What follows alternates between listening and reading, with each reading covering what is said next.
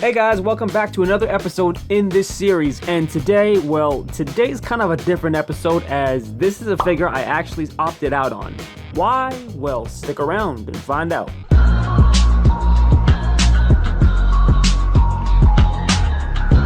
Ultimate Gohan or Ultimate Letdown? Now, even though I skipped out on Gohan this time around, I actually did manage to get some of the figure. Let me just go grab my the Gohan body.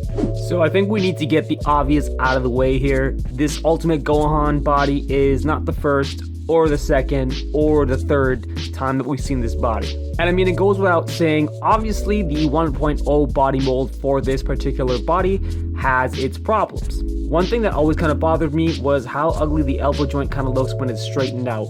Now with the 2.0s, this was fixed a little bit with the contrast of the different paints, but it's still relatively the same. And as always with this 1.0 body sculpt, we have the horribly uncovered kneecaps. Now I think it goes without saying that if we're going to get a 2.0 Gohan, the 2.0 body is a must, and the colors should be kept in line with the upcoming Goku, a Saiyan raised on Earth figure, more so than Super Saiyan 3 Goku, because as you can see here, there's slight variation. This is a little bit of a darker, more burnt orange. Now aside from that, I think it would be cool to have a little bit of a difference in physique than Goku himself, as Goku is shown to be slightly taller than Gohan anyways in the anime, and I've recreated what I think the height difference should be with Vegito taking the place of Goku and this as Gohan. But let's be real, it's probably not going to happen at this point as that would involve altering the original sculpt, which would cost Tamashi more money. Now, I think the main difference with the 2.0 Gohan we're likely to see is that Gohan's gi will not have a symbol on it. Yes, I know that's pretty sad, but hey, it's attention to detail at least. Now, personally, I'm not a Gohan fan, but I do like the character. But tell me, does this figure really represent this to you? I mean, before Gohan applied to college and started reading insanely expensive textbooks that could probably feed a family of 4, he was pretty bad. Now, at first I did hear a lot of complaints about his forehead, and looking at these pictures, yes, it does seem a little big, but I think it's more so probably to do with the hair sculpt itself. While they got the inclusion of his signature bang right, I think they went a little too vertical with the hair, and they should probably slick it back a bit more for the next release. How weird would it be if Gohan's signature move was Big Bang Attack?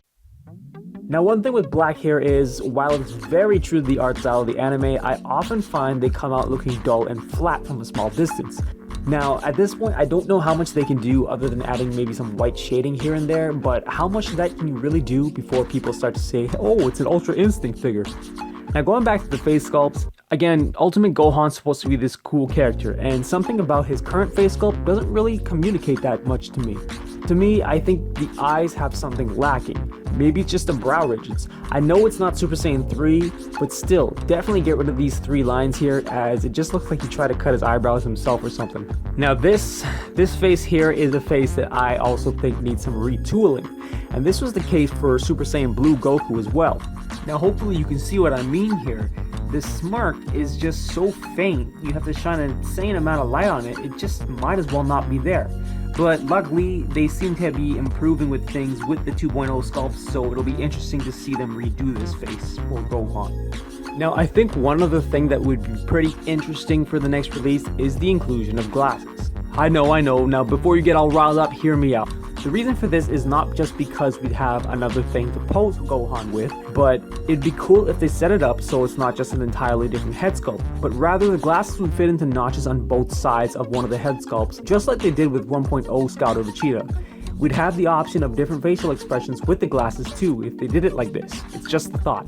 Now with regard to hands, we don't really need anything fancy here unless they decide to change up that weird ki blast for something better. What was up with that ki blast anyways? I mean, we got a random one with Nappa, but at least there was a cool shape to it. I don't know what they were trying to do with this one here. I mean, what if they did something like an aura effect to come with him instead?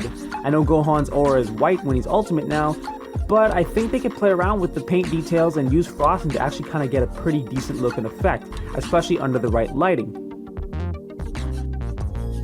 Alright, so I know I spent a pretty good amount of time knocking this figure, but they did do some things right. The colors were at least consistent with Goku, because it's the same figure. And I'm glad they did make the attempt to include a smirk face, as I think that's one of Ultimate Gohan's most iconic faces shown in the anime. And lastly, at least they did try to give us a ki blast as well as a stamp. Now for why'd you do it, pretty obvious here. It was just an easy figure for them to produce. There was not much work involved, and it's actually sadly reflected in the figure itself. Come on, Tamashi, give them Gohan fans the figure they deserve. So there you go, guys. Like I said, kind of a different approach with this episode because I didn't actually pick up the figure, technically, but I don't regret skipping out on it at all for its first run. As you can see with the 1.0, I don't think this figure is the definitive representation of Ultimate Gohan, and it can definitely be improved upon. And I mean, worst comes to worst, you can always probably find his head floating around somewhere on eBay. Alright guys, so that's all I got for you on this one. Thanks again for watching, and I'm actually working on a little bit of a surprise series I think you guys will like, and I'm pretty excited about it. I don't think anyone else on YouTube has done something like this before with Figuarts, so I'm putting it together now, and I can't wait to get it to you guys. Till then, may the best of your todays be the worst of your tomorrows. Peace.